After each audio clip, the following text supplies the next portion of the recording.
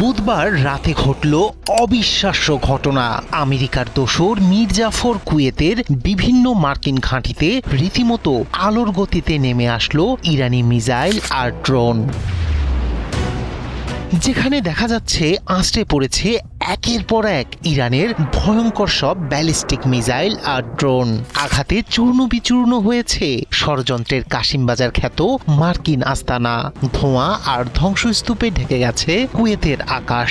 আতঙ্কে ছোটাছুটি করছেন মানুষ। একযোগে শত্রু আমেরিকার একাধিক ঘাঁটিতে আঘাত এনে ইরান জানিয়ে দিল প্রতিক্রিয়া হবে সীমাহীন। তেহরান বলছে তাদের বিরুদ্ধে যে কোনো বেইমানির জবাব হবে আরো ভয়ঙ্কর। কাতার, কুয়েত, আমিরাত, বাহরাইন সবখানে এখন বাড়তি নিরাপত্তা। বিশ্লেষকদের মতে এটি কেবল প্রতিশোধ নয়, শক্তি প্রদর্শনও। বহুমাত্রিক ক্ষেপণাস্ত্র ও ড্রোন সক্ষমতার বার্তা ছড়িয়ে দিয়েছে ইরান। এখন প্রশ্ন, এই আগুন কি সীমিত থাকবে নাকি পুরো অঞ্চলকে টেনে নেবে দীর্ঘ সংঘাতে? বিশ্ব তাকিয়ে মধ্যপ্রাচ্যের দিকেই। বিশ্বাসঘাতক কুয়েতের ডেরায় একযোগে আঘাত এনেছে মধ্যপ্রাচ্যের সিংহ ইরান। দেশটির আকাশসীমা ভেদ করে গত ৪৮ ঘন্টায় তাণ্ডব চালিয়েছে অন্তত ২৪টি ইরানি ড্রোন।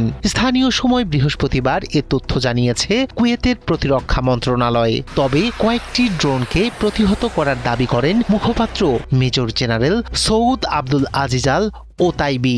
এসব ঘটনায় কোনো প্রাণহানি না ঘটলেও অনেক ক্ষয়ক্ষতির ঘটনা ঘটেছে বলেও জানান তিনি। অন্যদিকে উত্তেজনার আরেকটি বড় কেন্দ্র হয়ে উঠেছে ওমান উপসাগর।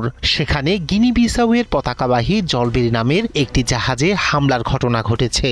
যুক্তরাষ্ট্রের সেন্ট্রাল কমান্ড বা সেন্টকম জানিয়েছে মার্কিন নিষেধাজ্ঞা ও অবরোধ উপেক্ষা করে জাহাজটি ইরানের তেল পরিবহনের চেষ্টা করছিল। সেই কারণেই জাহাজটির বিরুদ্ধে অভিযান চালানো হয়েছে বলে দাবি করেছে তারা।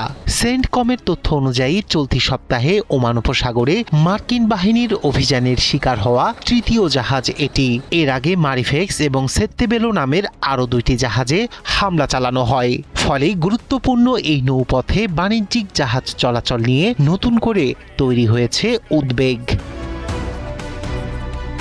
বিশ্লেষকদের মতে কুয়েতের আকাশে ড্রোন অনুপ্রবেশ এবং ওমান উপসাগরে জাহাজ লক্ষ্য করে অভিযান, দুই ঘটনায় মধ্যপ্রাচ্যের অস্থির পরিস্থিতির ইঙ্গিত দিচ্ছে। ইরান আমেরিকা উত্তেজনা যত বাড়ছে ততই এর প্রভাব পড়ছে আঞ্চলিক নিরাপত্তা, জ্বালানি সরবরাহ এবং আন্তর্জাতিক বাণিজ্য পথে। ফলে পরিস্থিতি কোন দিকে মোড় নেয় সেদিকে এখন নজর পুরো বিশ্বের। রায়হান কবির, শুভ্র, ৭১।